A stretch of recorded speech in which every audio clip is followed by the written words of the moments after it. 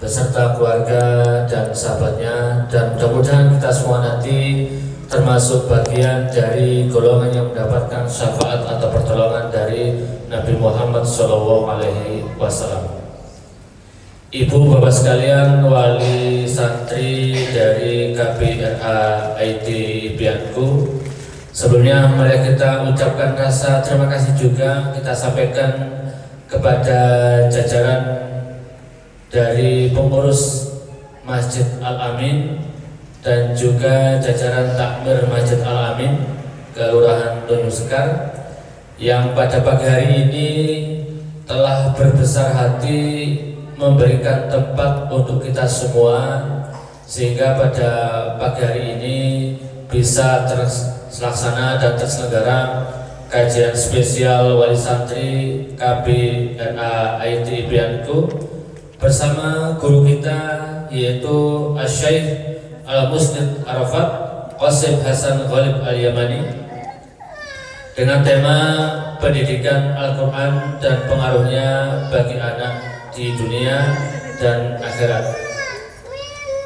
Ibu sekalian yang dirahmati oleh Allah, izinkan sebelum acara ini kita mulai, mari kita bersama-sama mengawali acara ini dengan membaca basmalah. Mudah-mudahan acara mulai dari awal sampai akhir nanti tetap dalam lindungan dan ridho Allah SWT.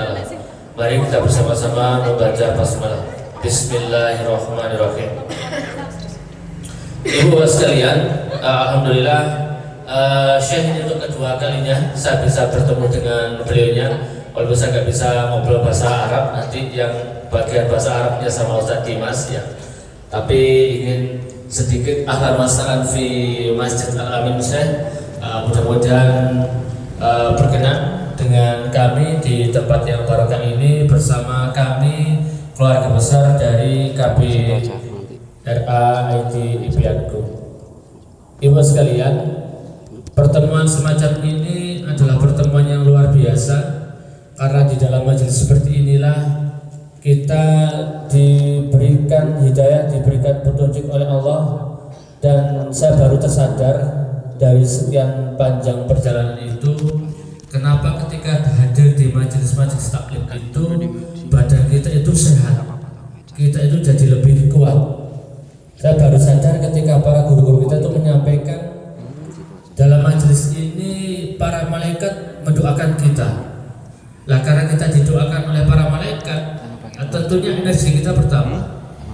Kalau di dalam bahasa hadisnya itu kata kita nufil, sampai ikan-ikan di air itu mendoakan kita. Penduduk langit mendoakan, penduduk bumi mendoakan, ikan-ikan yang di laut juga mendoakan ya. Artinya seluruh makhluk yang ada di semesta ini mendoakan orang-orang yang menghadiri majelis ilmu. Maka tentu sebuah kerugian yang luar biasa dan kerugian besar ketika ada undangan-undangan semacam ini kemudian kita melewatkannya begitu saja. Ibu sekalian, izinkan kami akan menyampaikan susunan acara pada kajian spesial wali santri KPRA IT Bianku pada pagi hari ini, hari Sabtu tanggal 19 Oktober 2024, bertempat di Masjid Al-Amin. Adapun yang pertama adalah pembukaan, terus kemudian yang kedua masuk pada acara inti yaitu kajian nanti bersama Syekh Al-Musnid Al-Arafat Qasim Hasan Al-Ghalib Al-Yamani yang nanti disampaikan memakai bahasa Arab. Barangkali kalau sedikit-sedikit nanti bahasa Indonesia disapa sedikit ya, biar nanti jadi lebih akrab. Dan mohon nanti jangan panjang-panjang biar kami bisa nangkap pelan-pelan itu apa maksudnya gitu ya. Dan nanti minta tolong Ustaz Dimas untuk bisa mentranslate kepada kita semua yang ada di sini agar ilmu yang disampaikan itu kami paham, bisa kami amalkan dan bisa menjadi panduan bagi kita semua. Dan kemudian setelah pemaparan dari Syekh nanti dilanjutkan dengan sesi tanya jawab dari para peserta kajian wali santri pagi ini. Dan setelah sesi tanya jawab nanti akan ada pemaparan sekilas tentang sekolah masjid dari tim sekolah masjid. Baik, menginjak acara yang berikutnya yaitu acara inti, yaitu kajian bersama Syekh Arafat. Sepenuhnya kami serahkan kepada Ustadz Dimas, Fadil Ustadz Dimas, untuk bisa membaca beliau di tempat yang telah disediakan.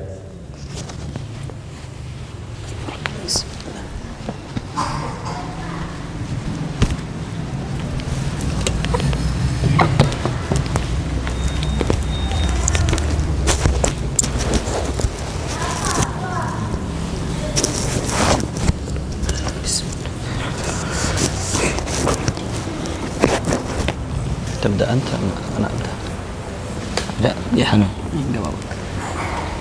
بسم الله الرحمن الرحيم. السلام عليكم ورحمة الله وبركاته.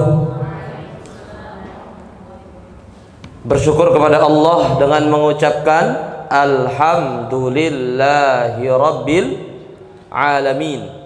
Bersalawat kepada Rasulullah Sallallahu Alaihi Wasallam dengan mengucapkan Allahumma Salli ala Sayyidina Muhammad wa ala ali Sayyidina Muhammad. Bapak-bapak, ibu-ibu, wali santri TK Impian ya, yang alhamdulillah bisa berkesempatan hadir pada pagi hari ini. Begitu juga guru-guru yang kami hormati dan muliakan. Alhamdulillah pagi hari ini kita telah bersama ya guru kita semuanya. Jadi ini guru kita ya, bukan siapa-siapa tapi guru kita semuanya, gurunya Bapak Ibu juga. Yaitu bersama Syekh Al-Musnid. Jadi kalau guru di Arab itu panggilannya Syekh. Musnid itu artinya yang memberikan sanad silsilah keilmuan. Kalau di Al-Quran berarti sanad Al-Qurannya dari Rasulullah Sallallahu Alaihi Wasallam sampai diturunkan ke generasi berikutnya, diturunkan ke generasi berikutnya. Nah, beliau ini di bidang Al-Quran, Masya Allah, Tabarakallah, sangat-sangat ahli pakar nggih. Beliau musnid di qiraah sab'ah sama qiraah asyroh yang 10 macam bacaan. Begitu juga yang 14. Dan beliau termasuk musnid dengan sanad ali yang tinggi. Nah, ini ketika kami belajar dengan Syekh, maka insya Allah juga panjenengan semua juga termasuk jadi murid-muridnya beliau. Beliau jadi gurunya kita semuanya. Beliau berasal dari Yaman, Bapak Ibu semuanya. Alhamdulillah hijrah ke Kota Malang, beristri dengan apa berarti? Aremanita ya. Aremanita ya. Ini ya. Aremanita. Jadi istri beliau juga orang Malang. Jadi harapannya mudah-mudahan, saya pribadi berdoa beliau lama di Malang sehingga kita bisa belajar. Anak panjenengan atau mungkin Bapak Ibu juga mau belajar langsung juga bisa, tidak jauh-jauh pergi ke Yaman ya. Ini kita impor langsung ini dari Yaman ke Malang. Beliau merupakan peneliti dan penulis dalam bidang pengelolaan lembaga Al-Quran serta pengembangannya.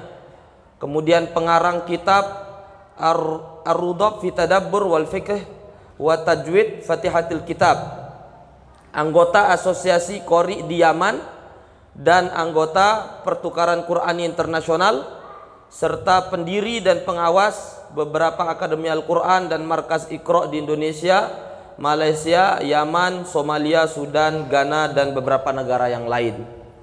Kayak begitu. Jadi Masya Allah yang hadir di tengah-tengah kita ini bukan sembarang orang, ini ahli ilmu Bapak Ibu. Mudah-mudahan kita bisa mendapatkan manfaat dari beliau.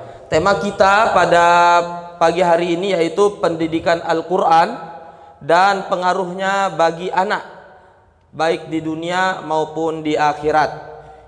Sebagaimana yang dikatakan oleh Imam Malik, la yasluha akhiru hadhil ummah illa bima saluha bihi awwaluha. Tidaklah baik akhir dari suatu umat, suatu kaum kecuali dengan apa yang membuat baik generasi awalnya. Jadi generasi terbaik itu adalah generasi sahabat, dan pendidikan mereka tuh ndak lain ndak bukan apa yang sampai ke Nabi, yaitu Al-Qur'anul Karim.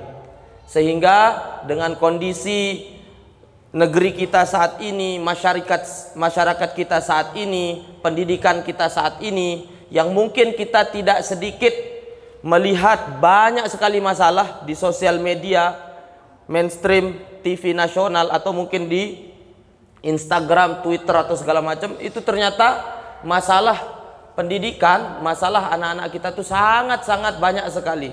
Nah, mudah-mudahan dengan yang disampaikan sama Syekh menguatkan kita, keyakinan, keimanan kita terhadap Al-Quran, bahwa Al-Quran itu bisa menjadi tameng buat anak-anak kita, jadi petunjuk, jadi pedoman mereka, sehingga bisa menjalani proses mereka bertumbuh dan berkembang dengan tuntunan Allah Subhanahu wa taala, Al-Qur'anul Karim. Mungkin itu pembuka yang kami sampaikan. Kami serahkan langsung kepada Syekh Arafat. Tafadhal alaihi mashkura. Bismillahirrahmanirrahim. Alhamdulillahi rabbil alamin. Alhamdulillahilladzi ja'ala fis samai burujan wa ja'ala fiha sirajan wa qamaran munira. وهو الذي جعل الليل والنهار خلفة لمن أراد أن يذكر أو أراد شكورا. صلاة الله وسلامه على من بعثه الله رسولا ومبشرا ونذيرا. وبعد أيها الأحبة، في هذه اللحظات التي سنقف بحول الله سبحانه وتعالى حول موضوع القرآن وأثره على الأبناء الصغار بالتحديد في الدنيا وفي الآخرة. أيها الأحبة، عندما نقول أثر القرآن التربوي، فالبعض قد يقول: أليس هناك جامعات؟ وأليس هناك مدارس وكليات؟ نقول نعم، لكن الجامعة اليوم والمدارس اليوم تعلم، وقليل منهن من يربي. نعم. Baik, jadi Syekh tadi membuka dengan alhamdulillah, pujian kepada Allah Subhanahu wa taala, seraya mengutip satu ayat yang memuji kekuasaannya Allah Subhanahu wa taala yang telah menciptakan langit, bumi, lautan, siang dan malam, dan juga dilanjutkan salawat kepada Rasulullah sallallahu alaihi wasallam. Kemudian beliau menyampaikan bahwasanya tema kita pada pagi hari ini adalah tentang pendidikan anak dan pengaruhnya, pendidikan Al-Qur'an kepada anak dan pengaruhnya di dunia maupun di akhirat. Sebagaimana kita ketahui bahwa saat ini itu memang betul ada kampus, ada sekolah, ada majelis ta'lim, majelis ilmu, dan itu bisa memberikan pendidikan, tapi ternyata masih belum cukup untuk memberikan kita ilmu bagaimana memberikan pelajaran Al-Quran kepada anak-anak kita. Walau tadabbarna ayuhal ahibbatul kiram في كل مناهج العلماء في التربية وكتبهم ومقرراتهم لن نجد أن كل تلك الكتب قد حوت على الأخلاق والتربية جميعا، إلا كتابا واحدا وهو كتاب الله، الذي الله سبحانه وتعالى يربي فيه خلقه. فالله هو المربي، وكل كتب التربية لا تغني عن القرآن شيئا، وكل علماء التربية في الشرق وفي الغرب لن يستطيعوا أن يربوا الإنسان على الأخلاق الصحيحة كما رباهم الله. ولن يستطيعوا أن يغيروا الإنسان ليكون إنسانا سويا مستقيما كما رباهم الله وغيرهم الله، ومنهج الله هو القرآن. ولذلك كانت هذه المحاضرة أثر القرآن في التربية، لأنه المنهج الكامل الذي لا نقص فيه. وكل مناهج التربية الأخرى في جامعاتنا ومؤسساتنا فإنك تجد فيها نقصا أو عيبا أو خلل، لأنها منهج مخلوق، أما القرآن فهو منهج الخالق سبحانه وتعالى. Banyak sekali buku-buku yang telah disusun oleh para pakar-pakar pendidikan. Walaupun kita membahas buku-buku tersebut yang telah ditulis oleh pakar-pakar tersebut, maka tetap dia tidak bisa dibandingkan dengan apa yang telah Allah turunkan, yaitu Al-Quranul Karim, Kitabullah. Walaupun para pakar pendidikan dari barat, para pendidikan dari timur itu bersatu padu berusaha untuk mendidik generasi, tetap dia tidak bisa menandingi bagaimana kitab Allah itu mendidik generasi. Tidak bisa. Jadi tidak sebanding. Nah, oleh karena itu kita harus yakin bahwasanya kitab Allah ini memiliki manhaj, memiliki tuntunan yang lengkap tentang pendidikan, termasuk pendidikan kepada anak. Sedangkan apa yang telah disusun oleh para pakar, termasuk lembaga, yayasan dan segala macam, itu pasti ada kekurangannya. Maka hendaklah kita merujuk pada kitab yang sempurna, yang tidak ada kekurangan di dalamnya, yaitu Al-Quranul Karim. ولذلك قال الإمام البيضاوي في معنى التربية قال هي تبليغ الشيء أو تبلغ الشيء إلى كماله وتمامه. ولذلك قال تعالى في قصة موسى عندما خاطبه فرعون قال ألم نربك فينا وليدا ولبثت فينا من عمرك سنين ألم نعلمك ونحفظك في صغرك يا موسى. فإذا التربية لا تكون إلا في الصغر، أما في الكبر فهو تمام التربية. ولذلك قد ورد في القرآن لفظ التزكية والمقصود منها التربية، كما في قول الله سبحانه وتعالى كما أرسلنا فيكم رسولا منكم يتلو عليكم آياتنا ويزكيكم، معناه ويربيكم ويعلمكم الكتاب والحكمة. Pada dasarnya pendidikan itu bermakna balik atau menyeru, mengajak kepada kesempurnaan, tamam. Maka ini juga dilakukan oleh Nabi Musa alaihi salam ketika dia dirawat sama Fir'aun. Ketika waktu kecil, Fir'aun berkata kepada Musa, Musa, bukankah engkau dulu yang ketika kecil kami yang asuh, yang rawat, kemudian kami juga memberikan kamu pakaian sampai kamu besar?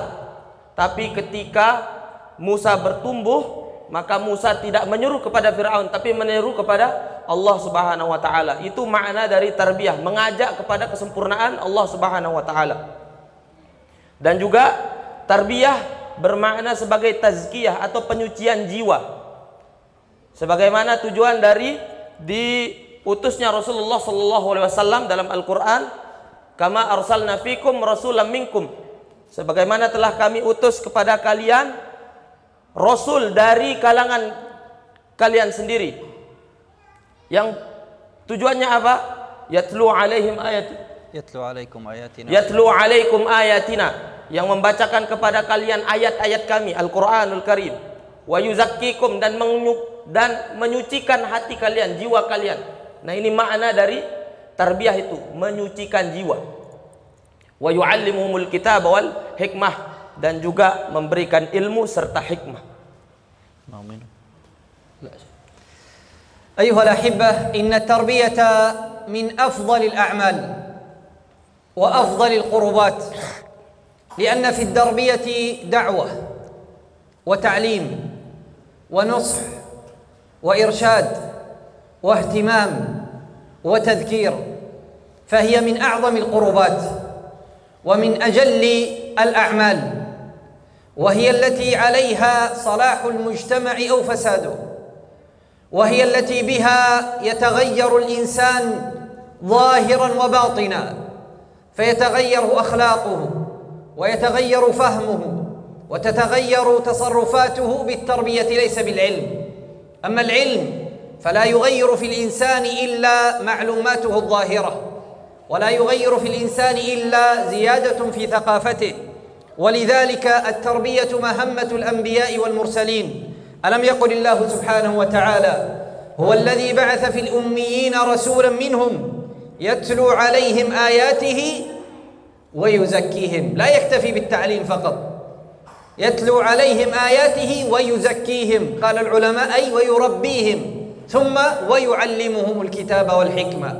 بعد التربية يأتي التعليم، ولذلك القاعدة تقول التربية قبل التعليم، لأن من لم يتربى لن يعرف للعلم أدبه ولا للمعلم أدبه، ومن تعلم قبل أن يتربى كان العلم سبب لانحرافه وفساده وكبره وعجبه وغير ذلك من الأمراض.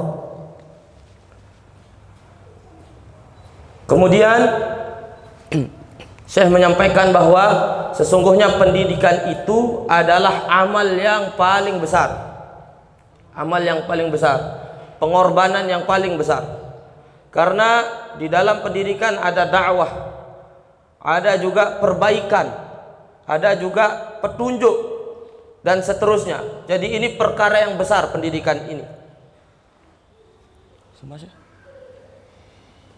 قلنا كما كان وهي دعوة الأنبياء والمرسلين، ولذلك قال الله: هو الذي بعث في الأميين رسولا منهم يتلو عليهم آياته. Dan ini juga merupakan seruan para nabi.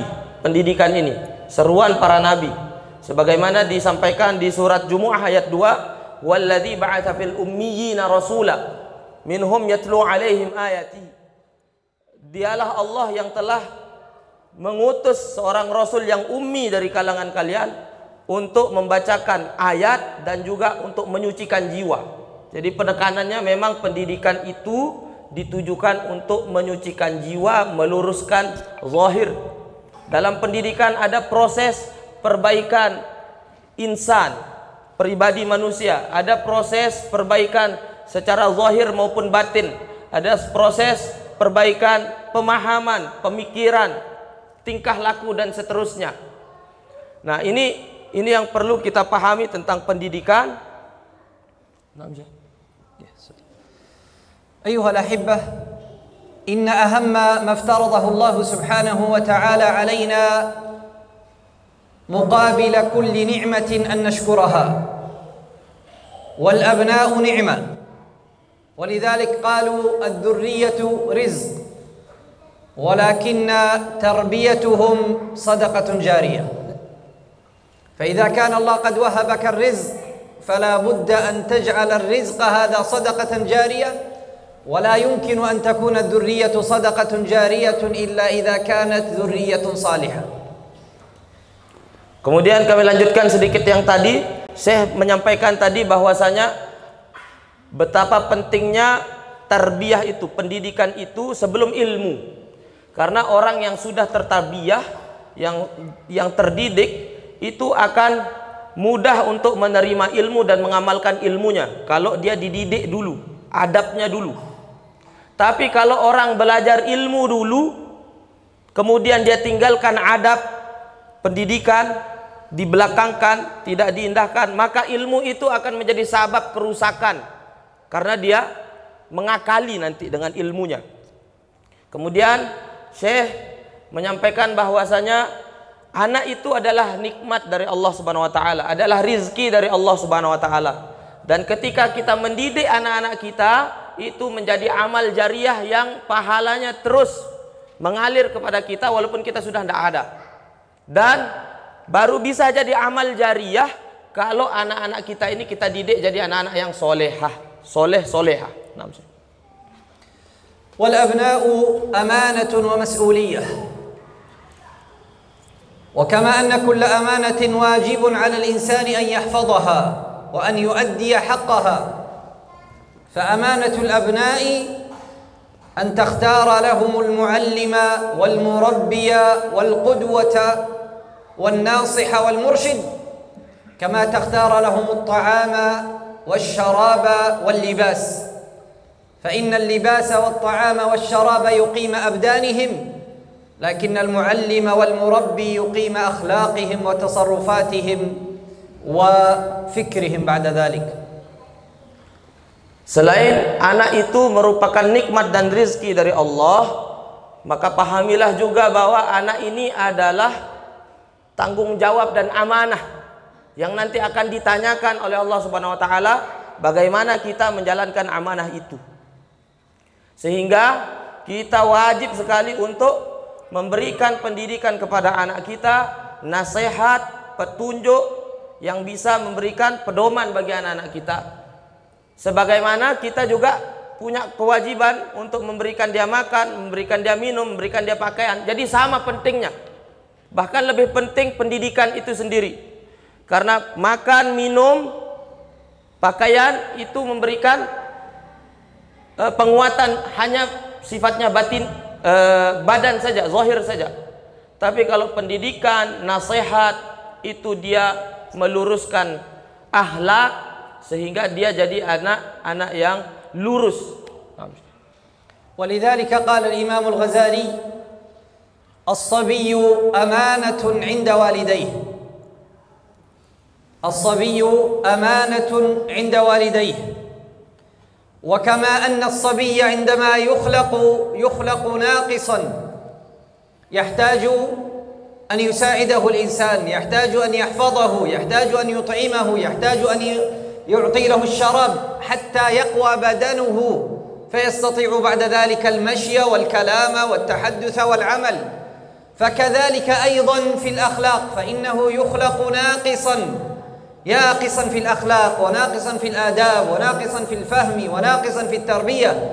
فكما أنك تهتم بطعامه وشرابه حتى يقوى بدنه فيستطيع أن يمشي بعد أن كان عاجزا، ويستطيع أن يتكلم بعد أن كان صامتا، كذلك أيضا في أخلاقه، فإنه يحتاج للتربية والنصح والإرشاد ليفهم بعد أن كان لا يفهم، وليتربى بعد أن كان ناقص التربية، وليعلم أن هذا صوابا وهذا خطأ بعد أن كان لا يفرق بينهما.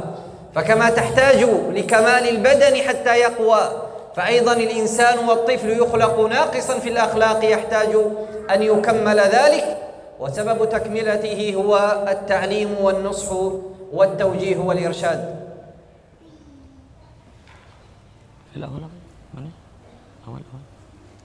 الطفل أمانة قال الإمام الغزالي. Imam Ghazali menyampaikan bahwa anak-anak itu adalah amanah. Amanah sekali lagi ditekankan sama Syekh, anak-anak ini adalah amanah yang akan ditanya sama Allah Subhanahu wa taala. Maka kita wajib untuk memberikan mereka makan minum. Ketika kita berikan mereka makan minum yang baik, maka badan mereka juga akan jadi baik. Begitu juga dengan jiwa mereka. Ketika kita berikan dia pendidikan yang baik, nasihat yang baik, petunjuk yang baik, maka dia akan juga jadi pribadi yang baik. Ketika ada kekurangan di anak-anak kita, kesalahan di anak, maka itu jadi tanggung jawab kita. Sehingga tidak ada beda antara kita memberikan fasilitas untuk badan, makan minum, dengan memberikan pendidikan bagi ruh mereka, jiwa mereka, itu tidak ada beda. Jadi sama-sama pentingnya. Jangan sampai ada yang di nomor duakan, dia sama. وفي قصص القرآن وقصص الأنبياء الكثير من المواقف التي تدل على أن القرآن هو كتاب تربية، فمن ذلك نأخذ بعض المواقف في قصة يوسف مع أبيه. فنحن نقرأ في أول السورة أنه إذ قال لأبيه يا أبت إني رأيت 11 كوكبا والشمس والقمر رأيتهم لي ساجدين. قال العلماء في هذه الآية تعلمنا كيف أن الأب واجب أن يكون قريبا من أبنائه، واجب أن الابن يطمئن لأبيه، واجب أن الأب أو الأم تكون مثل الصديق أو الصديقة لابنتها حتى تطمئن إليها فتقص لها حتى حلمها، ليس تقص لها ما يحدث مع الآخرين، إنما يقص حلما ورؤيا رآها في المنام.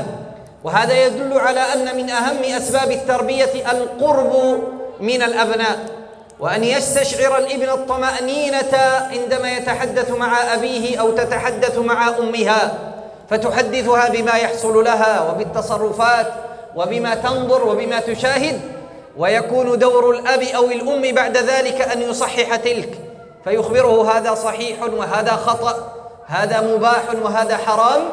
أما إن كان هناك بعدا وجفوة فإنه لن يتكلم وسيستمر في فعل كثير من الأشياء الخاطئة.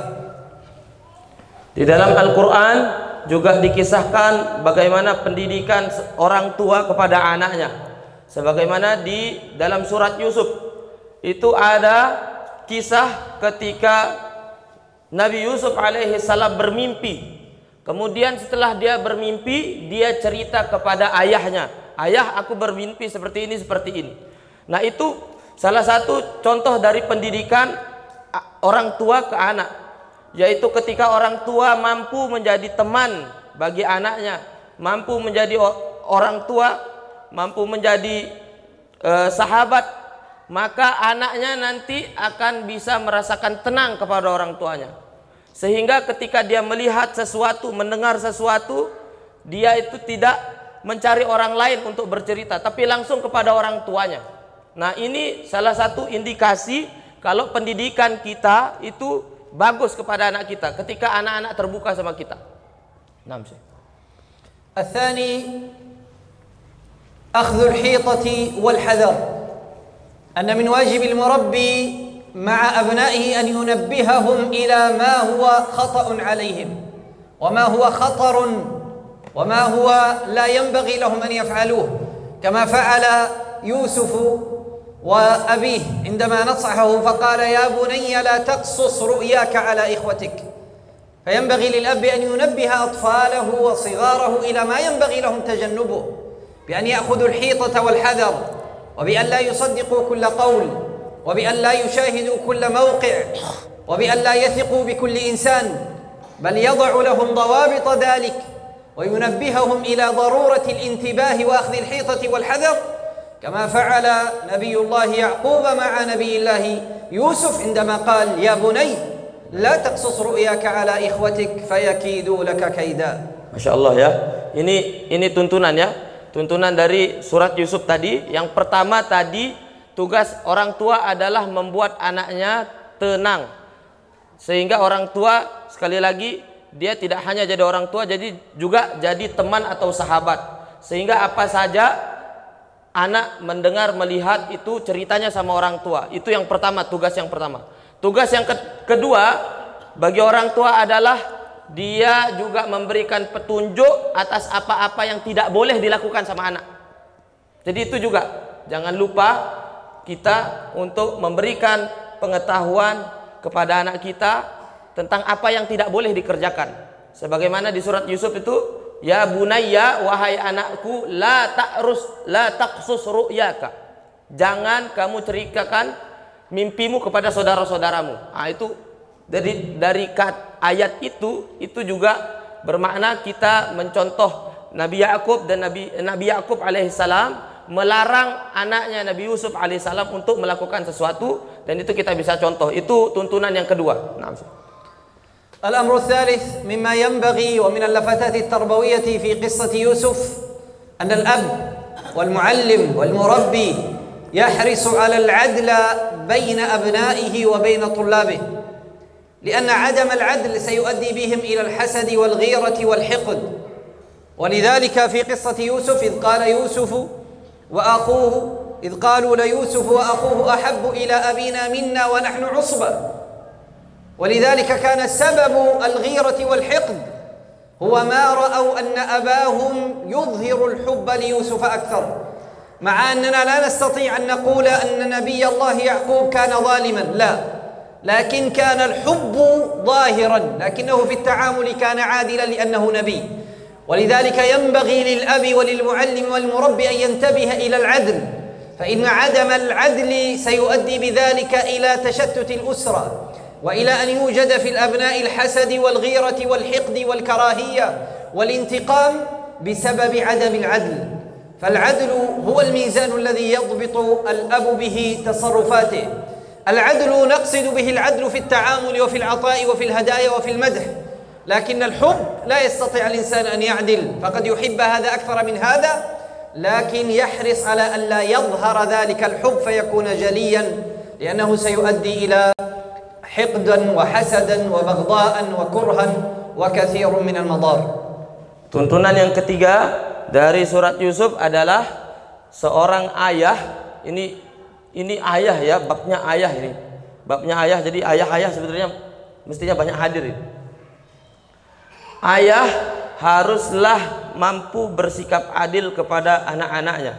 Di surat Yusuf ada penggalan ayat ketika saudara-saudaranya berkata bahwa Yusuf dan saudaranya Bunyamin itu lebih dicintai oleh ayah ketimbang kita, padahal kita punya keutamaan, kita punya kekuatan.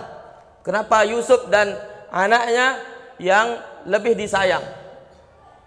Syekh menjelaskan bahwa perasaan di dalam hati itu kadang kita tidak bisa kontrol. Kadang memang betul kita bisa mencintai satu anak lebih dari yang lain, tapi itu cukup di dalam hati saja. Apa yang kita zahirkan ke anak, mulai dari perlakuan, perkataan, kemudian hak-hak yang lain segala macam, itu mesti diberikan secara adil. Karena adil dalam perlakuan kepada anak itu membuat anak-anak kita menjadi rukun, tentrem di dalam keluarganya. Pun juga ketika kita tidak bisa adil perlakuan kepada anak, itulah yang membuat anak-anak bisa enggan terhadap orang tuanya, dia resah sama keluarganya, dia tidak akur sama saudara-saudaranya. Jadi itu Masya Allah tiga tuntunan dari surat Yusuf dari Nabi Ya'qub alaihissalam, anaknya Nabi Yusuf dan saudara-saudaranya. Ar-rabi'u ayyuhal ahibbah, daruratul la'ibi lil atfal. Daruratul la'ibi lil atfal, wa hadhihi darura wa laysa zaida wa laysa 'ayban wala naqsan ولا خللا في عقلهم ولا في أبدانهم، إنما هي ضرورة من ضرورات سنهم وعمرهم. ولذلك نبي الله يعقوب لم يكن يسمح ليوسف أن يخرج وأن يفارقه بشدة حبه إلا بسبب واحد، عندما قال له إخوانه أرسله معنا غدا نرتع ويلعب، عندما قالوا له بأننا سنذهب معه لنلعب أخرجه معهم، لأنه يعلم أن اللعب ضرورة من ضرورات الأطفال. فمن واجبنا أن نصبر على لعب أطفالنا، وأن نعلم أن هذه ضرورة من ضرورات حياتهم، وأن هذه فطرتهم تحثهم على اللعب، إنما أن نختار لهم من الألعاب ما يقوي فكرهم ويقوي بدنهم، وأن نختار لهم المكان المناسب للعب مع الصديق المناسب، فهي ضرورة. ولذلك نبي الله يعقوب لم يأذن ليوسف أن يفارقه إلا عندما أخبروه بذلك، أرسله معنا غدا نرتع ويلعب وإنا له. نعم. Yang keempat yaitu hendaklah kita memberikan kelonggaran, ya, darurah, kelonggaran, keringanan kepada anak-anak kita ketika dia ingin bermain, ya. Masya Allah ini. Karena bermain adalah bagian dari kehidupan mereka. Hidup masa kecil mereka itu bagian dari hidup mereka di masa kecil. Jadi kita perlu bersabar ketika anak-anak kita tuh banyak mainnya, ya. Masya Allah.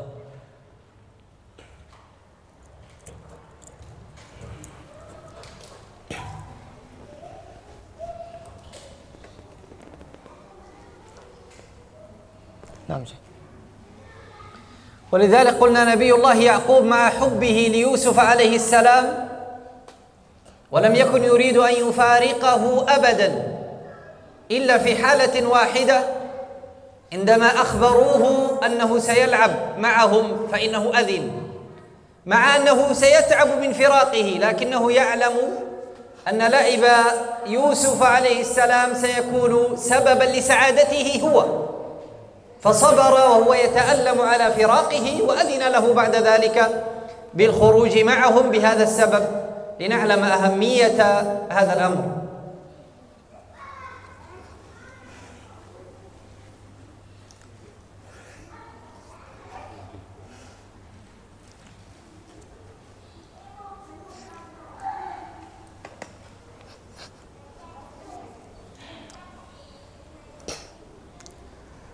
Karena ketika kita terlalu mengekang anak, kadang itu bisa merampas kebahagiaan anak. Jadi kadang kita perlu kasih kelonggaran, perlu kasih izin. Dengan catatan memang perlu kita memastikan keamanan mereka. Sebagaimana ketika Nabi Yakub memberikan izin kepada saudara-saudara Yusuf untuk membawa Yusuf bermain dan bersenang-senang di luar, walaupun memang ada kekhawatiran di dalam hati Yakub alaihi salam. Kam tabaqqa waqt? Waqt ada. Mazal.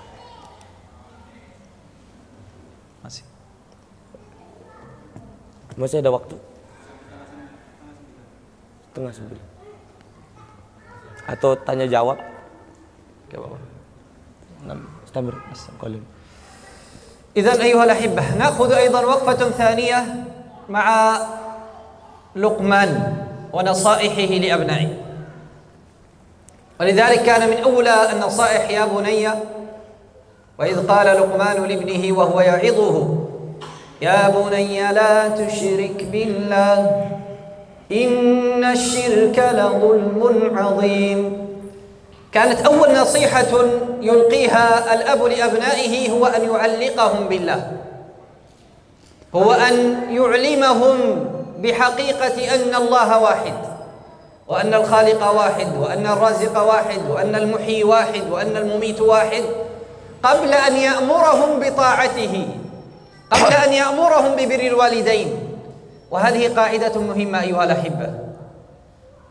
الآباء والأمهات كلنا نريد أن يكون أبناؤنا بارين بنا، والله لن يبر بك أبناؤك إلا إذا كانوا يعرفون الله ويعرفون حق الله أولا. فإذا أردنا أن نبحث عن بر اجعلهم بارين وصالحين أولا. ولذلك قال يا بني لا تشرك، لأنه لا يتوقع البر من عاصي.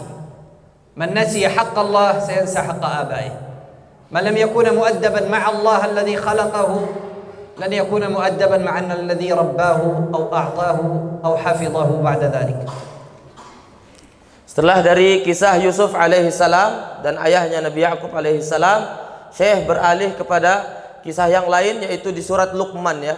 Di surat Luqman itu ada satu halaman penuh itu mengisahkan tentang Luqman memberikan nasihat, memberikan pesan kepada anaknya. Yang pertama pesannya adalah, ini sering sekali dibahas ya di kajian-kajian parenting, panjenengan pasti sudah pernah dengar. Ini menguatkan saja. Tugas yang pertama dari orang tua adalah memberikan pendidikan tauhid kepada anak. Wa idz qala Luqmanu li ibnihi wa huwa ya'izuhu ya bunayya la tusyrik billah. Wahai, dan ingatlah ketika Luqman berkata kepada anaknya, wahai anakku, jangan kamu syirik kepada Allah. Jadi kita harus mengajarkan yang pertama ke anak, yang Tuhan kita siapa? Allah. Yang ciptakan langit bumi Allah. Allah Tuhan yang esa, satu, tidak ada yang lain. Itu pendidikan pertama. Dan perlu dipahamin betul-betul sama ayah bunda semuanya. Kalau misalnya anak-anak kita mau baik, maka yang pertama diperbaiki adalah kitanya. Apanya yang diperbaiki? Keyakinan kita, pemahaman kita terhadap Allah Subhanahu wa taala. Itu yang jadi kuncinya. Kalau baik kita punya pemahaman tentang Allah Subhanahu wa taala, kita jauh dari syirik, tauhid kita, keyakinan kita sama Allah, insya Allah nanti Allah yang akan perbaiki anak-anak kita, yang jaga anak-anak kita Allah Subhanahu wa taala. والنصيحة الثانية ووصينا الإنسان بوالديه. ولذلك هم يقولون علم ولدك القرآن واحرص على أن يفهمه، والقرآن سيعلمه كل شيء. أنت تريد ابني، أريده أن يحترم الجيران، أريده أن يحترم الكبير، أريده أن يعرف للمسجد حرمته، أريده أن لا يظلم، أريده أن لا يسرق، أريده أن لا يفعل حرام، أريده أن لا ينظر. كل هذا بكتاب واحد، القرآن. فعلمه القرآن وفهمه إياه، والقرآن والله سيعلمه كل شيء، كل شيء، كل ما تريده من أخلاق وتصرفات وأعمال وتعامل وفكر ولفظ، كيف يلفظ، كيف كل شيء في كتاب واحد. اليوم لو قال لنا إنسان سبحان الله يوجد كتاب واحد سيجعل ابنكم إنسان جيد، كلنا نريد. لماذا؟ لأن في الجامعة وفي المراكز يتعلم سنوات ومع ذلك يخرج ما زال ناقصا، ناقص كثير أخلاق، كثير تعامل، كثير فهم، كثير أدب، وهو ما شاء الله يدرس في كل فصل 10 كتاب، 20، 50. فما رأيكم بكتاب واحد يجمع له كل الآداب التي يحتاجها وكل الأخلاق، وهو القرآن الكريم، لكن لمن فهمه وعمل به. نعم. Yang kedua adalah kita mewasiatkan kepada anak kita agar mereka berbuat baik kepada orang tuanya. Yang jadi catatannya Syekh adalah anak-anak kita itu akan sulit untuk melakukan perbuatan baik kepada orang tuanya, kepada tetangganya, kepada orang-orang yang lebih tua dari dia, kalau dia tidak dijaga dengan pemahaman terhadap Al-Quranul Karim. Jadi wahris, hendaklah kita betul-betul menjaga anak-anak kita pendidikannya terhadap Al-Quran, mulai dari baca.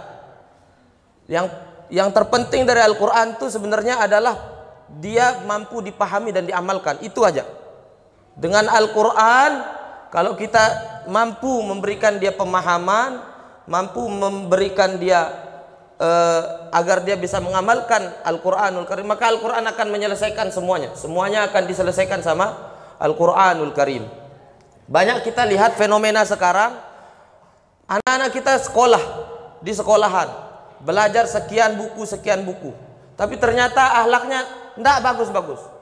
Dia masuk kuliah, sekian tahun di kuliah, keluar dari kuliah ternyata juga sama, akhlaknya juga masih tidak bagus. Ada buku misalnya judulnya buku untuk memperbaiki anak. Bagaimana bisa? Maka yang perlu kita lakukan pertama adalah kembali ke kitab yang utama dulu, yaitu Al-Quranul Karim. Maka ini nanti yang akan jadi muaranya, sumbernya untuk memperbaiki anak-anak kita Al-Quran. Al-faidatu tsalitsa an ishkur li wa liwalidayk, wa huwa ta'limu abna'ina asy-syukr. تعويدهم على أن يشكروا الله على كل شيء، تعليمهم على أن الشكر عبادة لله، فتتعود لسانه الحمد والشكر لله في كل وقت وفي كل حال، صغيرة أو كبيرة، نعمة صغيرة أو نعمة كبيرة تستحق الشكر. إنسان فقط ابتسم لك يستحق أن تشكره، إنسان أعطاك مهما كان يستحق الشكر، إنسان لم يضرك فقط يستحق الشكر. فهذا الأدب غائب كثير في حياتنا، فلذلك تجد كثيرا من الأبناء إذا كبر وهو لم يتعود على الشكر فإنه يعيش حياته مهموما، لأنه يريد الحياة كاملة، لا يشكر الله على ما عنده مهما كان عنده من النعم، لأنه لم يتعود على الشكر منذ الصغر. فلذلك هنا يعود ابنه أن اشكر لي ولوالديك. الله يعلمنا على أن نتعود على الشكر، وهذه نصيحة لجميع الآباء والأمهات. عودوا أبناءكم على الشكر، لأنهم إذا كبروا وهم متعودون على هذه النعمة فإنه ستكون حياتهم مطمئنة. فالشاكر مطمئن، لكن الذي لا يتعود على الشكر دائما في حياته تجده مهموما وحزينا، لأنه لم يتعود على الشكر ولا على القناعة والرضا. Dan pesan yang ketiga, setelah tauhid, setelah berakhlak yang baik kepada orang tua, tetangga, kemudian orang yang lebih tua, yang ketiga adalah hendaklah kita mengajarkan anak-anak kita sejak kecil bagaimana cara bersyukur, baik nikmat yang kecil maupun yang besar. Harus dilatih anak-anak kita mengucapkan hamdalah, alhamdulillah, memuji Allah. Segala sesuatu harus disyukuri. Bahkan sampai ketika orang tidak berbuat jahat sama kita pun harus dilatih untuk memahami bahwa ini nikmat dari Allah dan perlu disyukuri. Karena ketika anak-anak kita tidak diajarkan syukur sejak kecil, dia akan tumbuh berkembang jadi orang dewasa, maka saat itu dia nanti akan banyak mengeluh, hidupnya tidak tenang, dan ini akan menyusahkan anak-anak kita ketika dia dewasa nanti. Tapi sebaliknya, kalau kita latih dia syukur dari kecil, maka dia nanti ketika dewasa jadi orang yang tenang, tidak mudah bersedih, dia qanaah dan juga ridho terhadap segala sesuatu yang ada dalam kehidupannya. Rabi'an, ta'widul abna'i ala muraqabatillah. يا بني إنها إن تك مثقال حبة من خردل فتكن في صخرة أو في السماوات أو في الأرض يأتي بها الله إن الله لطيف خبير. وهذا ما نحتاجه نحن الكبار قبل الصغار، مراقبة الله. إنها إن تك مثقال حبة من خردل لا يستطيع الإنسان أن ينظر إليها فتكن في السماوات أو في الأرض، متروكة في السماء هذه الكبيرة أو في الأرض هذه الواسعة يأتي بها الله، يعلم الله مكانها ويعلم حالها ويعلم حجمها ويعلم موضعها ويعلم مقدارها ويعلم وزنها ومكيالها. فتعويد الأبناء على مراقبة الله هذا مهم، ولن يكون الابن مراقبا لله إلا إذا وجد أباه أو أمه كذلك. فهذا من أهم ما يصلح باطن الإنسان ليس ظاهره. العلم يصلح ظاهره، لكن مراقبة الله تصلح الباطن وتصلح النوايا وتصلح الخلوات. عندما يخلو الإنسان بنفسه فلن يمنعه عن معصية الله إلا إن كان مراقبا لله. أما ما بين الناس قد يمنعه خوف الناس أو أي سبب آخر.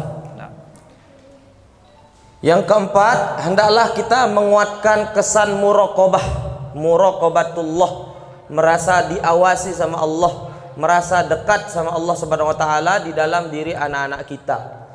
Kalau misalnya kesan muraqabah ini sudah kuat di dalam anak-anak kita, maka muraqabah inilah yang akan menjaga anak-anak kita dari perkara-perkara yang tidak semestinya, baik itu kecil maupun besar. Baik dimanapun mereka berada, di tengah keramaian maupun ketika mereka sendiri, ketika ada kita, ayah ibunya, atau tidak ada kita, itu yang akan menjaga mereka. Karena dari kecil, SMP, SD, SMP, SMA, mungkin sama-sama anak kita. Tapi ketika dia sudah mulai masuk kuliah, mungkin ada yang kuliahnya di Depok, ada kuliah di Jogja, maka siapa yang akan menjaga anak-anak kita? Maka muraqabah itulah yang akan menjaganya. Sehingga وهذا أيها الأحبة المراقبة لا ينفع مع الأطفال فيها النصح فقط، بل أيضا الأعمال. والأعمال لا أتكلم على العبادة فقط، بل حتى العادات. مثال: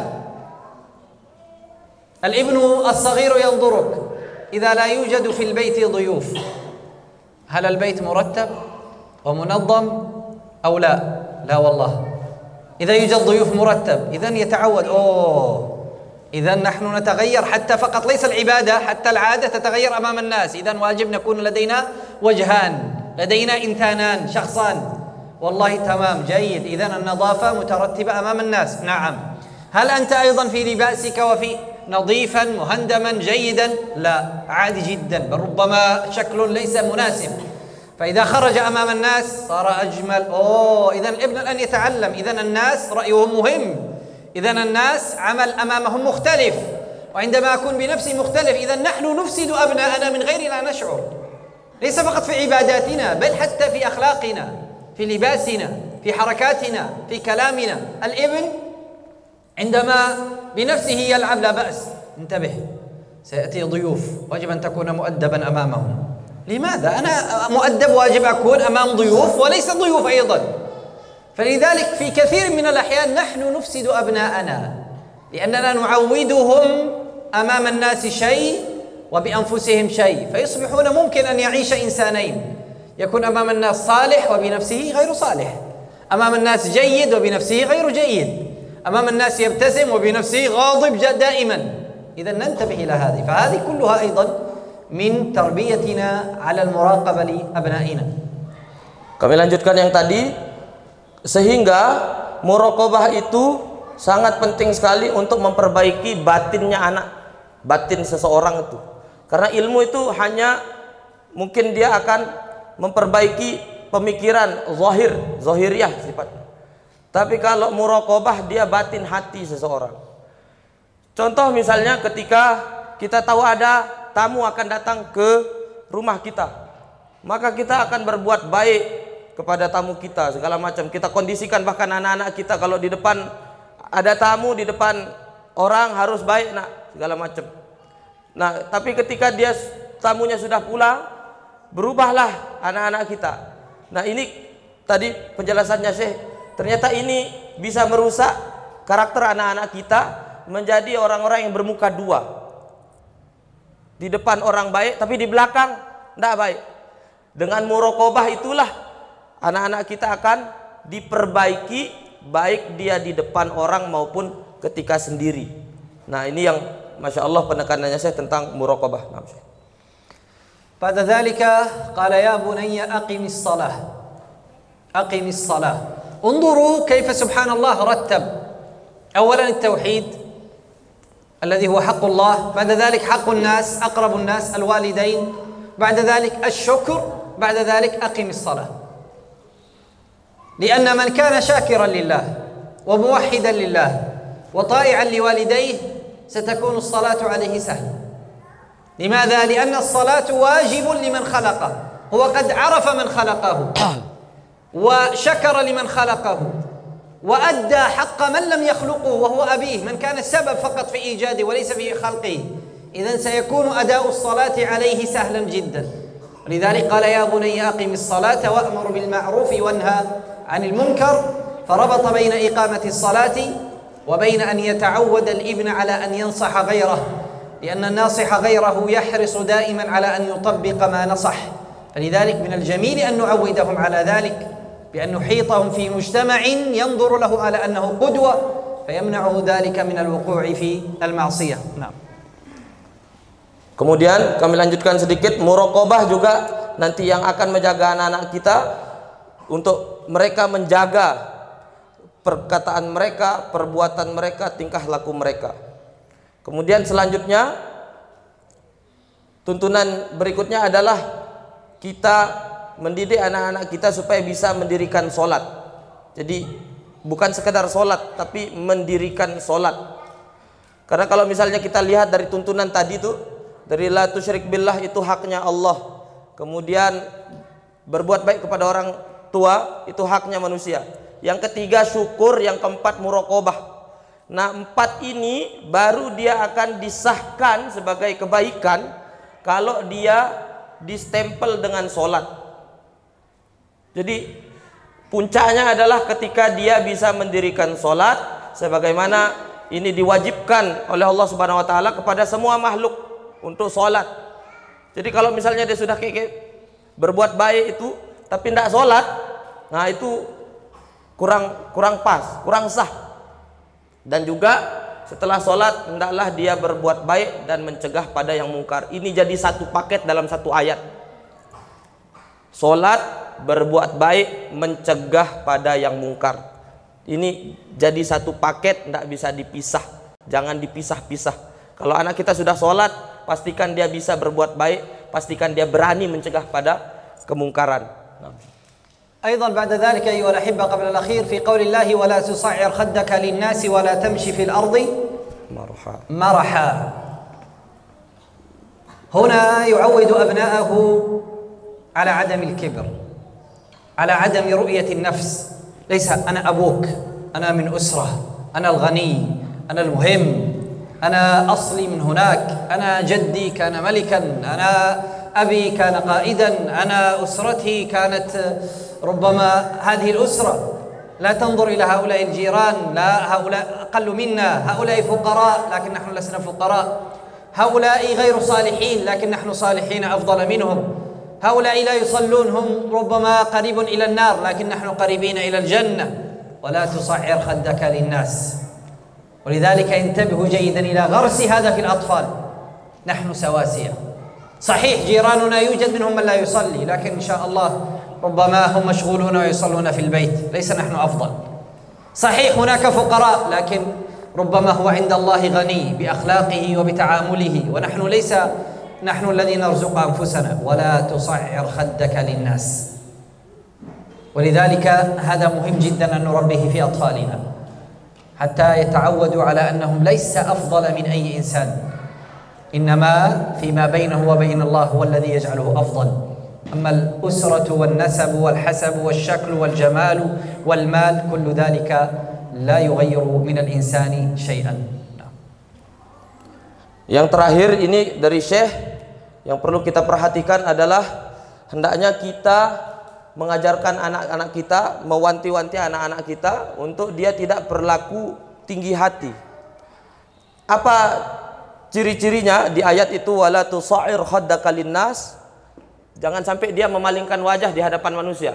Jadi merasa tinggi, mengangkat dagunya, memalingkan wajahnya dari hadapan manusia. Kemudian dari cara berjalannya tampak ada keangkuhan. Itu perlu, ternyata sampai sedetail itu perlu kita ajarkan bagaimana hendaknya mereka untuk bertingkah laku.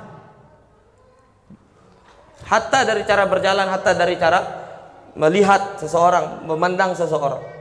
Karena ini sangat berbahaya sekali ketika anak-anak kita punya sifat kiber, punya sifat sombong, tinggi hati, maka dia akan mengakukan dirinya.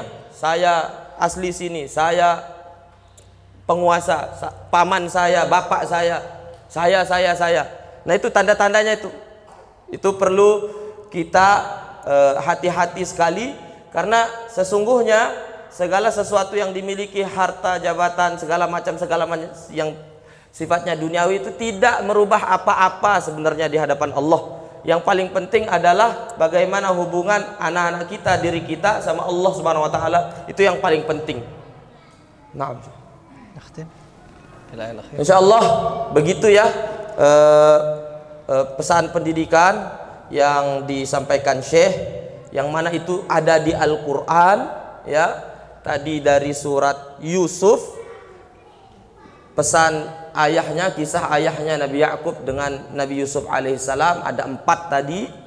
Kemudian di surat Luqman itu monggo nanti dicek di surat Luqman tuh kalau tidak salah ayat 12 ya. Dari surat dari ayat 12 itu, dari ayat paling atas, 1 halaman penuh itu Masya Allah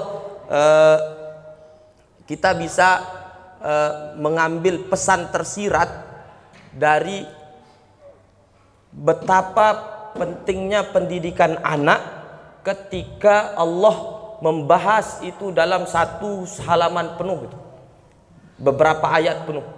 Karena kadang beberapa hal disinggung dalam 1, 2 ayat, 3 ayat saja rangkaiannya.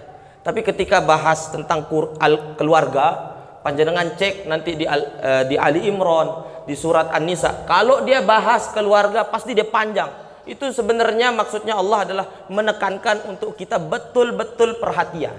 Termasuk di bab pendidikan anak ini, di surat Luqman itu dari atas sampai bawah, dari ayat 12 sampai 21 kalau tidak salah. Nah, insya Allah begitu. Mudah-mudahan ini bisa jadi pengingat kita semuanya. Mudah-mudahan sampai di relung hati kita yang terdalam, sehingga setelah pertemuan ini kita punya tekad yang lebih untuk kita mendidik anak-anak kita yang lebih baik lagi, dengan catatan jangan sampai anak-anak kita ini jauh sama Al-Quran. Gimana caranya? anak-anak kita ini paham Quran dan bisa mengamalkan isi Quran. Jazakumullah khairan. Terima kasih banyak atas perhatian ayah bunda semuanya. Mohon maaf jika penyampaian ini terasa cepat sekali ya, cepat nih, patas betul ini. Nggih. Oh nggih, monggo.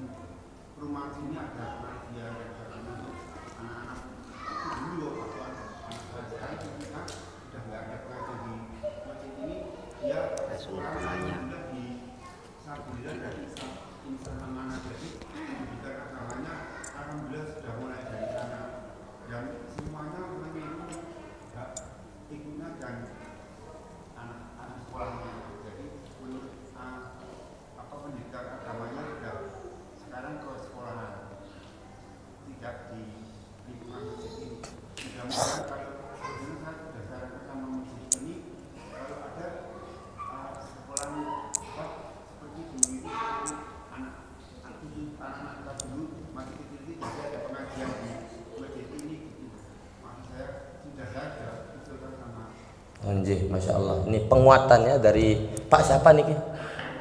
Pak Sarwono. Di sini nggih. Niki dapat satu buku niki monggo. Ini banyak bukunya ibu-ibu, obral. Modalnya hanya nanya.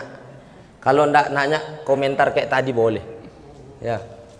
Monggo mungkin ada mau sharing-sharing. Nanya-nanya singkat-singkat aja. Nanya Syekh rumahnya di mana? Enggak apa-apa. Enggak boleh. Oh. Enggak boleh katanya Syekh ya. Boleh. Ini Masya Allah, ini bukunya Panduan Mendidik Anak Muslim Usia Prasekolah, Metode dan Materi Dasar. Ada? Ini kalau enggak ada yang nanya, penerjemah 1, MC 1 ya. Oh nggih, monggo Bunda. Namanya siapa Bunda? Ini guru ya? Oh, kirain bundanya. Nggih, monggo.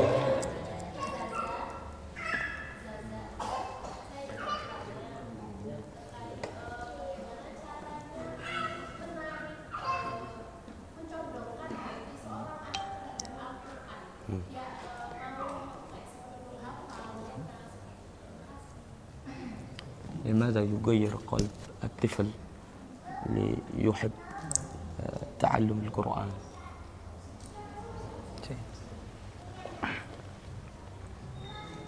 Dari Ustazah Zaza ya, monggo.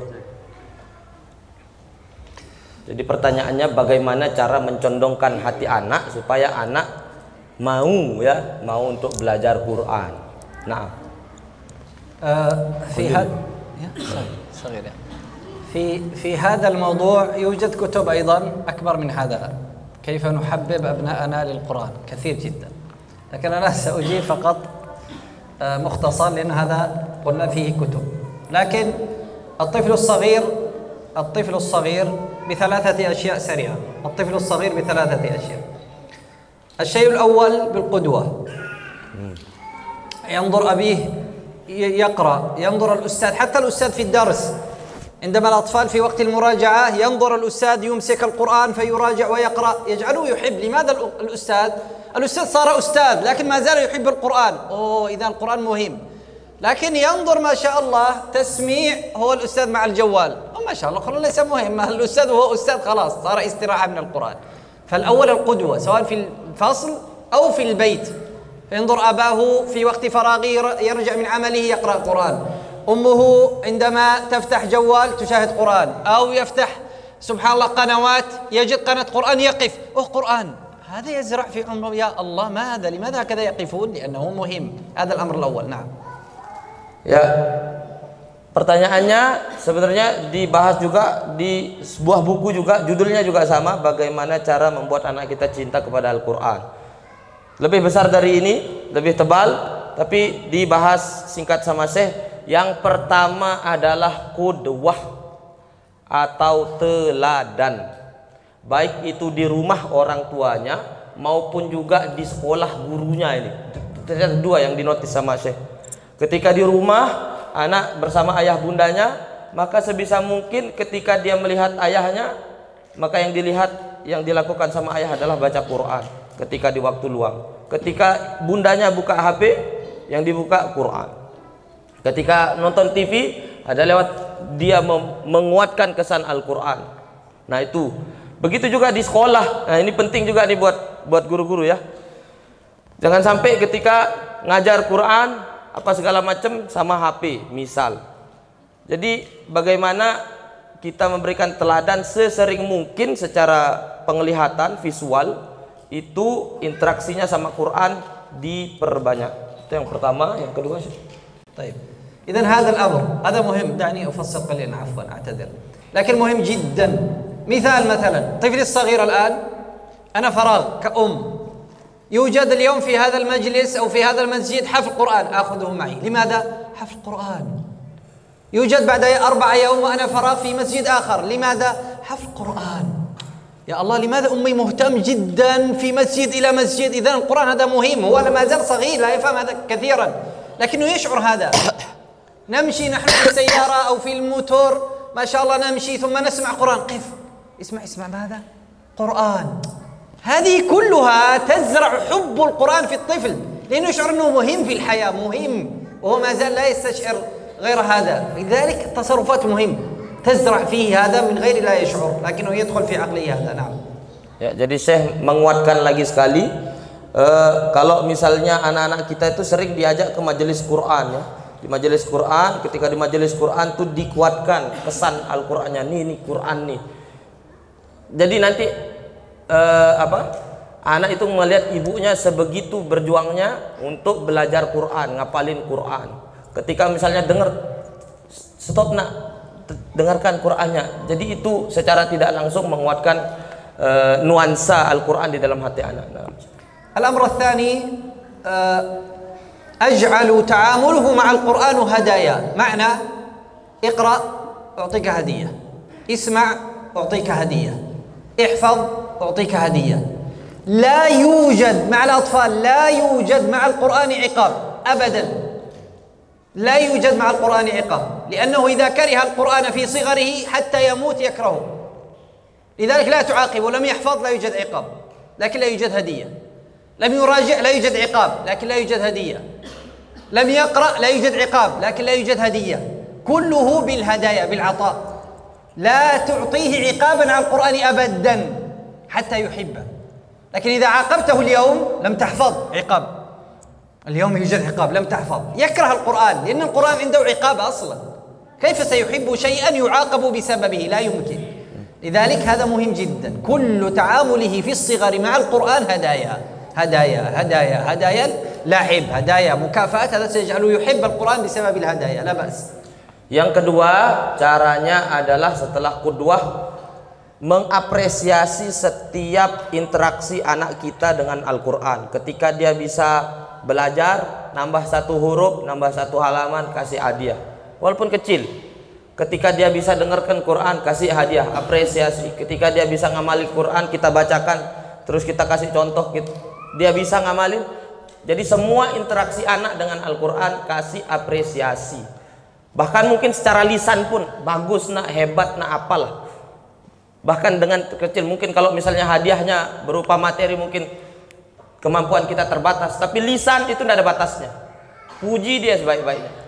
Nah, kalau misalnya dia tidak bisa, bukan dikasih hukuman, tapi apresiasinya itu yang ditiadakan. Jadi nanti anak akan mikir, oh kalau saya begini, ibu saya, orang tua saya, guru saya kasih saya apresiasi, pujian, itu tidak apa-apa sampai dia sama Quran tuh deket, sayang. Nanti kan kita bisa ngelihat secara zahir. Nah, jangan pernah kasih hukuman sama sekali, ya, jangan pernah kasih hukuman sama sekali kepada anak terkait dengan Al-Quran, karena nanti secara tidak langsung anak di dalam pikirannya itu bagaimana bisa mencintai sesuatu yang karenanya saya dapat hukuman kalau saya tidak bisa. Nah, itu yang kedua. Tiga ya, hitung satu kata dalam bahasa Indonesia. Nanti tiga sudah itu. ثالثا اجعله ينظر قدوة بأن مثلا الآن يوجد برامج فيه مسابقات لأطفال صغار، اجعله ينظر. تريد تكون مثله؟ يوجد سبحان الله الآن طفل متميز في الحي الذي أنت تسكن فيه بسبب أنه ما شاء الله يحفظ القرآن أو يراجع القرآن أو يجيد التلاوة، اجعله يتعرف عليه ويكون صديقه حتى يتخذه قدوة، لأن الإنسان يتأثر بالقدوة أكثر مما يتأثر بالنصيحة. الصحبة تغير الطفل، فلذلك اجعل للطفل قدوة. إن كان في الحي يوجد إنسان متميز، كيف تجعل الطفل قريبا منه؟ إن كان لا يوجد في الحي، كيف أجعله يشاهد كثير وقت برامج في التلفاز لأطفال يحفظون القرآن، يسابقون في القرآن، يشاركون. هذا يجعل يا أبا أنا أريد مثله. نعم، إذن تفضل هيا نبدأ معا. نعم. Yang ketiga adalah menghadirkan sosok idola yang terkait dengan Al-Quran. Caranya gimana? Diajak ke acara-acara, lomba-lomba, musabakoh, apa segala macam yang bisa menguatkan nuansa Al-Quran. Di YouTube itu banyak ibu-ibu video-video hafiz Quran jadi ini, itu juga bisa. Dan mereka dapat kemudahan, diistimewakan, dimudahkan syarat apa segala macamnya itu dengan Quran, itu banyak sekali di YouTube. Itu bisa ditontonkan, disaksikan ke anak kita, kemudian coba diarahkan, mau ndak kayak begini. Kalau saya sering itu ngasih cerita kedokteran kaitannya dengan cita-cita anak. Banyak anak-anak yang cita-citanya jadi dokter, itu masuk kedokteran di Unhas, di kampung saya di Undram. Itu anak hafiz Quran bisa gratis tanpa bayar dari awal masuk sampai akhir, dibiayai. Ada yang kayak begitu. Ada juga saya punya adik kelas percis. Itu waktu SMP dia bilang saya mau kayak Mas Dimas, saya mau kayak Mas Dimas ngapal Quran. Masya Allah, sekarang jadi polisi itu gara-gara dia hafiz Quran. Di penerimaan tahun 2020, 2 orang diterima tanpa tes tetap, cuma dia dikasih kelonggaran. Itu gara-gara habis 30 juz, yang laki-laki 2, yang perempuan 1, ngapal 15 juz waktu itu. Nah, itu bisa dikondisikan saja, bisa disonding. Nah, udah. Insyaallah ya cukup ya. Tania akhir, silakan. Ya. Sampunnya bukunya ya? Sudah. Tadi itu di dialog Yakub sama Yusuf, salah satu tugas orang tua itu adalah membuat anak tenang. Pertanyaannya, bagaimana kita menjadi orang tua yang bisa tenang mendidik anak gitu? Waduh, angel. Masa suka marah-marah gitu? Jadi orang tua yang bisa tenang mendidik anak, bukan menenangkan anak. Nah, fahimtah. Nah,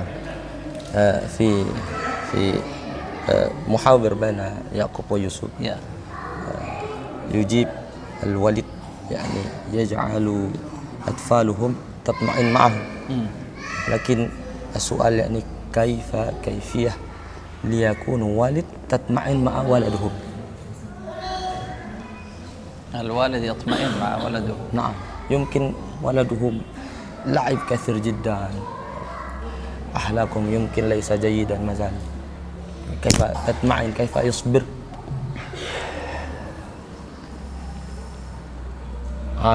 Soalnya susah ya. Kalau ada jeda kayak susah nih. هذا أمر صعب حقيقة. Ya betul dan ini soal susah sekali katanya. صعب لأنه النظري سهل لكن أتكلم عن عملي كيف أنا أعطي طريقة عملية. لكن أنا دعوني أيضا أجيب بثلاثة إجابات تساعد لكن لا تعطي الجواب النهائي. الأمر الأول حقيقة الأمر الأول كلما تعبت على أبنائك في الصغر في التربية كلما كبروا كان أسهل. هي قاعدة كلما في الصغر تعبت وصبرت في السنوات الأولى كان أسهل عليك عندما يكبروا قليلا أنهم تستريح قليلا منهم. والتعب في الصغر هذا أنك لا تجعل التربية عليك فقط. فأنا أربي في البيت ثم أبحث مدرسة جيدة تساعدني في التربية أيضا. أبحث في وقت الفراغ أبنائي أيضا في مركز أو مسجد أيضا يساعدني في التربية. إذن في الصغر حاول أن تبحث من يساعدك في التربية. فالمدرسة تساعد إذا كانت مدرسة جيدة والمسجد يساعد إذا كان المسجد فيه برامج جيدة ومع ذلك تحتاج الصبر. إذن في المرحلة الأولى أن تبحث من يساعدك في التربية لكن بنفسك فقط لا تستطيع ولن تستطيع أصلا ولن تصبر. هذه المرحلة الأولى. نعم. Ya, jadi sekali lagi ini perkara susah menurut Syekh. Dia gampang untuk diomongin tapi dilakukan susah. Ya, tapi dicoba untuk diberikan jawaban, tapi ini bukan jawaban final, masih banyak ininya ya, cabang-cabangnya, jalan-jalannya itu banyak. Tapi yang disampaikan Syekh yang pertama adalah harus berupaya. Kalau tadi dibilang tenang, berarti harus berusaha setenang mungkin di awal-awal proses tumbuh kembangnya anak itu. Yang mungkin dia lari-lari apa segala macam itu kitanya emang berusaha walaupun tidak mudah mengkondisikan hati, tapi kita harus berusaha sedemikian rupa. Nanti ketika dia tumbuh berkembang, insya Allah perasaan kita akan semakin tenang karena akalnya bertumbuh. Nanti dia akan menyesuaikan sendiri. Yang perlu kita ikhtiarkan adalah supaya dia besar kita makin tenang, itu adalah berusaha carikan tempat yang terbaik untuk anak-anak kita. Tapi kalau untuk marhalah ula yang awal-awal tidak ada yang bisa bantu karena anak-anak kita sama kita. Itu emang harus sabar betul, harus tenang betul. Tapi kalau dia makin besar, ada sekolah, ada masjid, ada teman, ada lingkungan.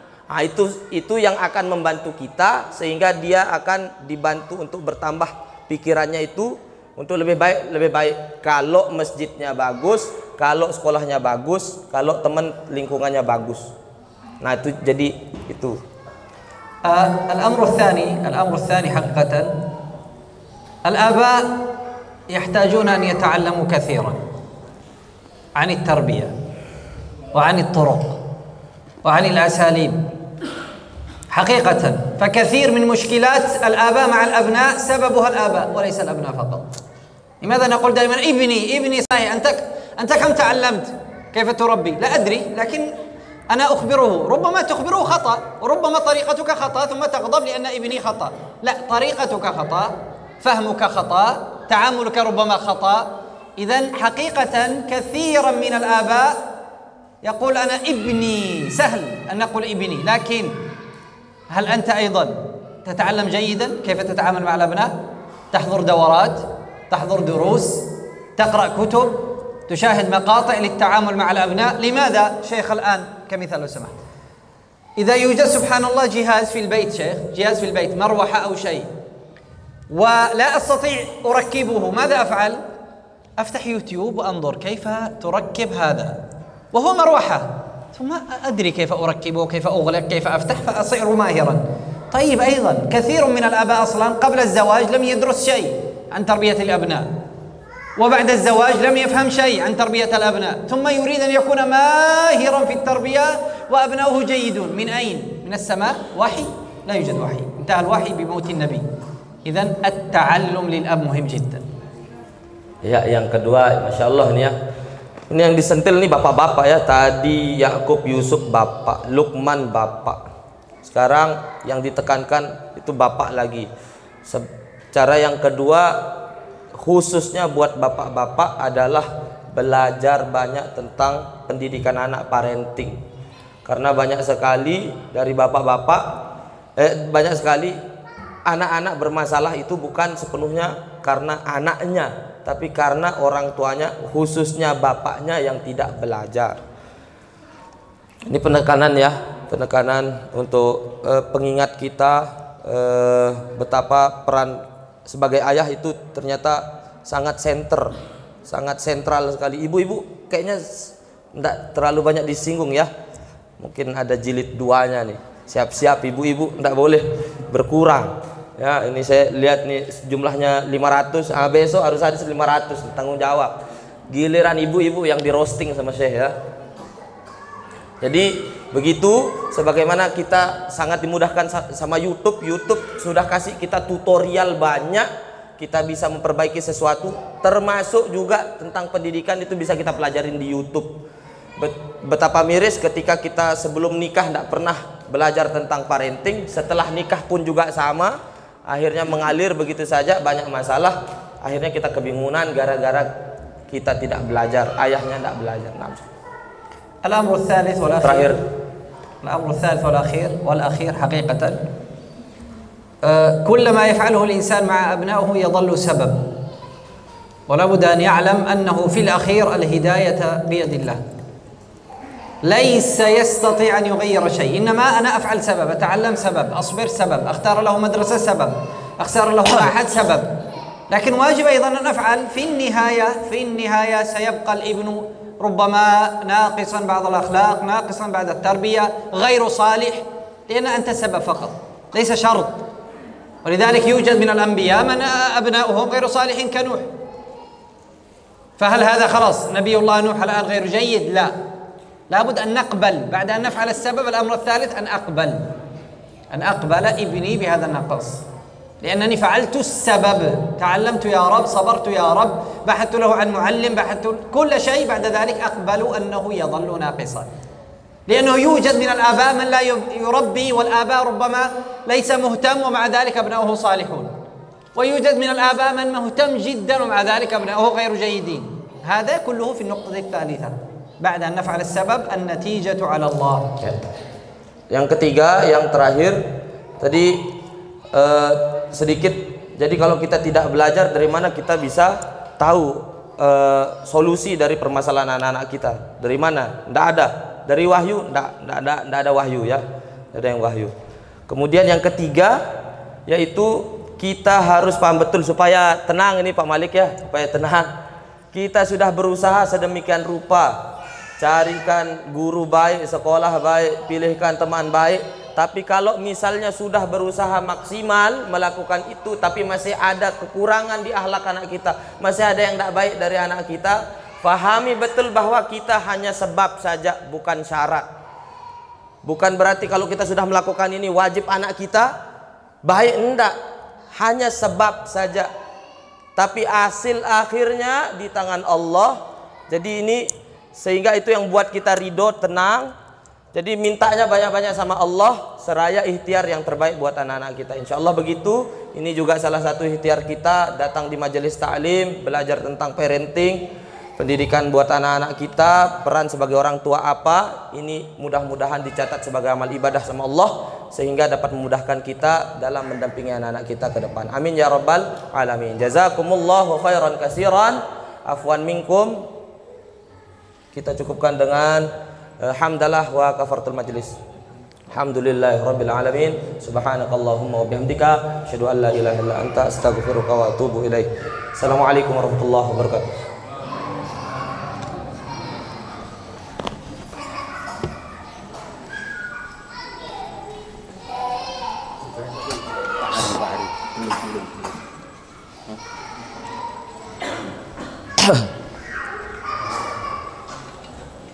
Masya Allah, jazakallahu khairan. Kami sampaikan pada هذا الدورة gimana ibu-ibu semua daurah وليس تعليم. mungkin pertemuannya nih, ternyata ilmunya kita itu sangat kurang ya, dan saat itu terpikir lama gitu ketika Syarah tadi menyampaikan kisah tentang Nabi Yakub kepada dialognya dengan Nabi Yusuf itu menjadi orang tua menenangkan anak. Masalahnya saya ini, temperamen kalau ke anak itu tas. Bahasa Arema kudu murang-muring kalau anak kita nggak mau kan gitu. Mudah-mudahan dengan adanya kajian semacam ini menjadikan kita bertambahnya ilmu, dan dengan bertambahnya ilmu nanti ada kalimat dalam Quran itu yang tadi disampaikan oleh beliau itu adalah wa yuzakkihim, itu dalam rangka untuk menyucikan, membersihkan hati kita. Dengan hati kita yang bersih itu mudah-mudahan menjadi wasilah atau penyebab kita lebih tenang dengan anak-anak kita. Dan saya selaku pembawa menyampaikan banyak terima kasih kepada Bapak sekalian. Dan setelah ini nanti akan sedikit ada informasi tambahan dari pengurus sekolah masjid yang akan menyampaikan beberapa hal terkait dengan persiapan sekolah masjid. Dari kami cukupkan, mohon maaf atas segala kekurangan. Billahi taufik wal hidayah. Assalamualaikum warahmatullahi wabarakatuh. Selanjutnya pada Pak Hari atau Pak Agus, kami persilakan Madrasah Masjid menambah sedikit informasi yang perlu disampaikan pada kita semua. Pak Agus.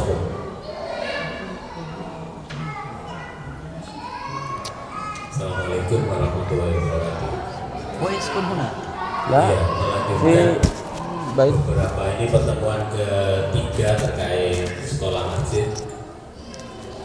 Insya Allah salah satu tempat sekolah masjid ya di Masjid Al-Amin. Insya Allah ini masih proses persiapan semuanya, dan insya Allah BPDB-nya sudah dibuka. KBN-nya berarti mulai Juli tahun depan. Tapi BPDB ini karena memang satu kelas hanya 12 anak dan tidak banyak kelas yang terbuka, jadi monggo disegerakan kuotanya dan banyak. Dan salah satu tempatnya insya Allah di Masjid Al-Amin. Nah, terkait pertanyaan sekolah masjid dan sebagainya nanti bisa di kantor TKI Pian ya, Hari ada nomor tertera. Itu saja. Atau mungkin ada yang mau ditanyakan ibu-ibu atau bapak-bapak?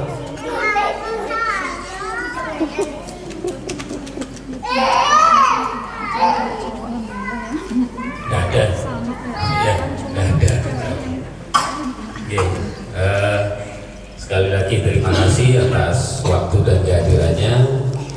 Insya Allah kita akan ketemu di kajian orang tua bulan berikutnya. Sekali lagi jazakumullah khairan. Assalamualaikum warahmatullahi wabarakatuh.